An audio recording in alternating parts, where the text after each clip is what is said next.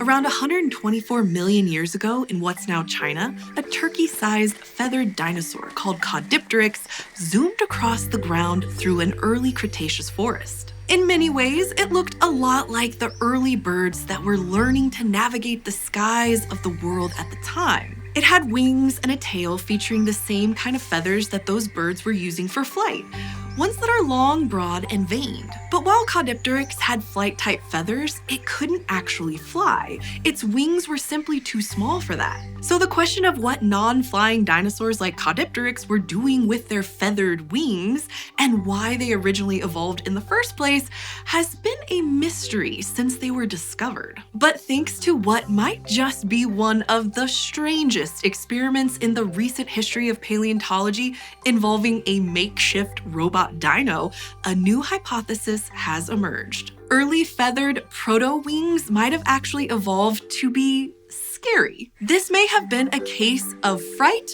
before flight.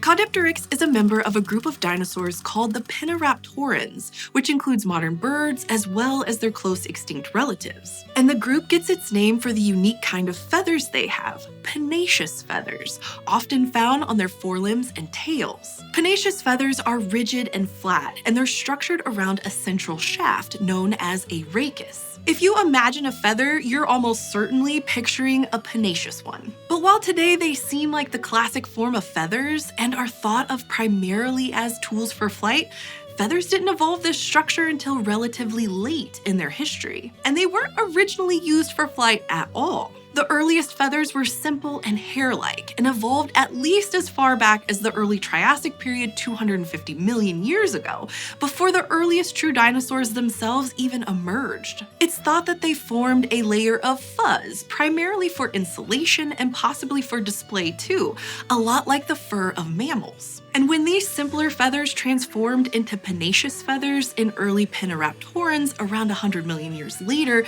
they first appeared in species that, like Caudipteryx, were clearly flightless. Which means that even though wings with pinnaceous feathers today are about as synonymous with flight as legs are for walking, that clearly couldn't have been their original purpose. So why did such strange and complex structures evolve to begin with? This mystery started in the 1990s, when a trove of feathered non-avian dinosaur fossils started turning up in China and elsewhere, including Caudipteryx. And for decades now, scientists have been arguing over the story of feathers and why they still underwent so much development in dinosaurs that, in some cases, weren't using them for flight. Could it have just been a refinement of feathers' original role of insulation?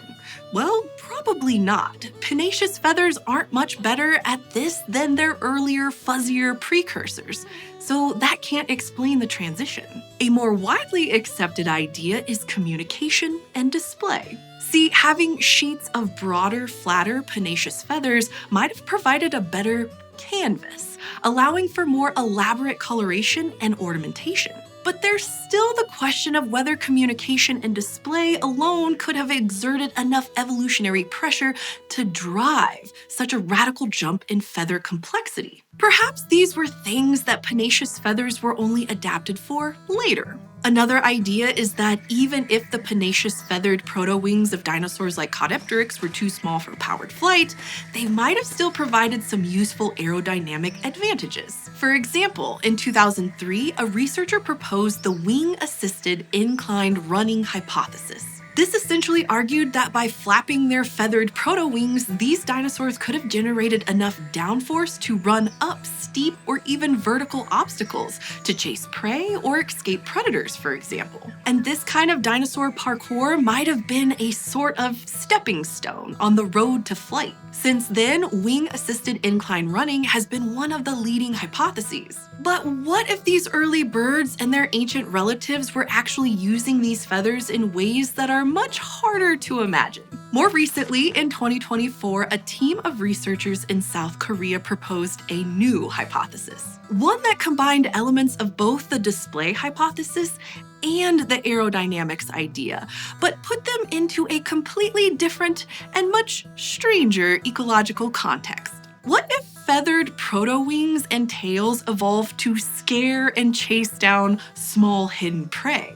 This is known as the flush-pursue hypothesis. And as the name suggests, it argues that wings and tails with pennaceous feathers would have enabled dramatic flourishes with contrasting patterns that could have startled prey like insects. By triggering them to flee from their hiding places at the sight of these displays, they would have ended up in the open where they were more vulnerable. Plus, if feathered wings really did help these dinosaurs maneuver, like the wing-assisted incline running hypothesis argues, this would have also come in useful as they chased down the prey that they flushed out of hiding. It's a hunting strategy that some modern birds still do today, and it seems to work pretty well for them. And it's based on a concept in ecology known as the rare enemy effect. See, most predators are not flush pursuers. So most prey, like insects, have evolved an escape response of fleeing when they're startled by sudden movements, a response that's hardwired into their neural pathways. Flush pursuers exploit this anti-predator response,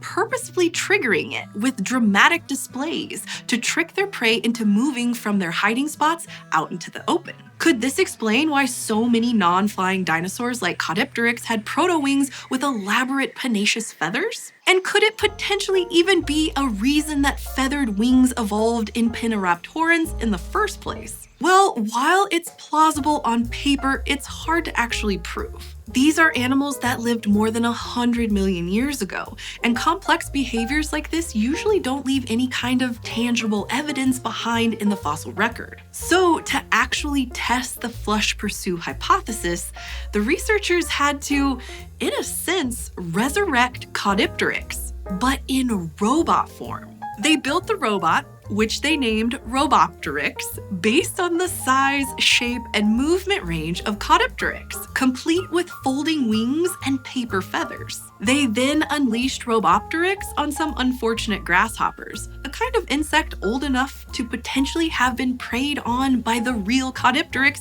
back in the Cretaceous period. They performed a series of experiments on the grasshoppers, with Robopteryx approaching them using different variations of flushing behaviors, including with and without the use of its proto-wings, with and without highly contrasting patterns on the wings, and with and without tail feathers. Sure enough, their experiments showed that the use of wings, pattern, and tail feathers all significantly increased Robopteryx's success rate of flushing out the grasshoppers. The insects clearly found them more startling. Plus, the researchers also showed the grasshoppers computer animations of a Caudipteryx-like dinosaur performing flushing displays, and measured the activity of certain neurons in their brains involved in triggering the insect's escape jump reactions. Here too, they found that the activity of these neurons was higher when the grasshoppers were exposed to animations involving proto-wing displays. These results are all consistent with the idea that feathered wings and tails would have provided a major advantage to non-flying dinosaurs that hunted small prey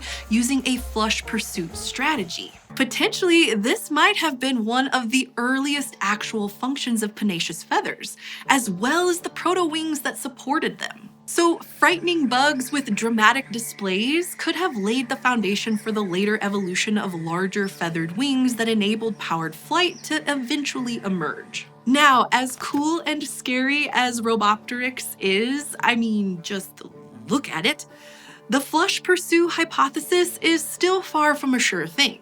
Using modern-day recreations is often our best and only option to test deep-time hypotheses, but it still can't prove that's the way things happened in the past. And even if it is correct, it's likely only part of the story of the evolution of feathered wings. Complex traits rarely have single drivers behind them, and the early evolution of feathered wings was probably driven by a cocktail of multiple pressures and factors that contributed in different ways, at different times, and for different reasons. But this hypothesis at least expands the way that we think about their evolution. Not just in terms of what effect they had on the dinosaurs themselves, like insulation, locomotion, and display, but also the effect that these structures had on the minds and behaviors of the species around them. And while the scariest dinosaurs are often thought of as the tyrannosaurs, spinosaurs, and other ferocious giants, For the insects of the Cretaceous, the real dinosaur nightmare fuel might have just been a group of small, flappy, feathered weirdos. Unlike Caudipteryx, the pterosaurs use their wings for flying. And while pterosaurs may be well known for their domination of the skies in the Mesozoic era, they didn't live their entire lives in the air. So how did we figure this out, and what were they like when they finally came down? Learn more in our episode When Pterosaurs Walked. And so we don't ruffle any feathers, thanks to this month's Eontologists. Addie, Amanda Seebach, Annie and Eric Higgins, Carl Wolfel, Jackie Scott Railston, Jake Hart, John Davidson Ng, Juan M., Melanie Lamb, Carnivale, Nico Robin, Raphael Hassa, Tony Dye, and Steve. Become an Eonite at patreon.com/eons and you can get fun perks like getting a monthly bonus video from the Eons team. And as always, thank you for joining me in the Annie and Eric Higgins studio. Subscribe at youtube.com/eons for more fantastic fossils.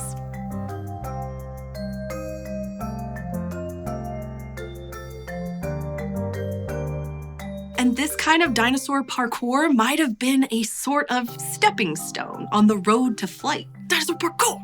Yeah! I know. Can you imagine like a sauropod, like, just like, lifting a leg?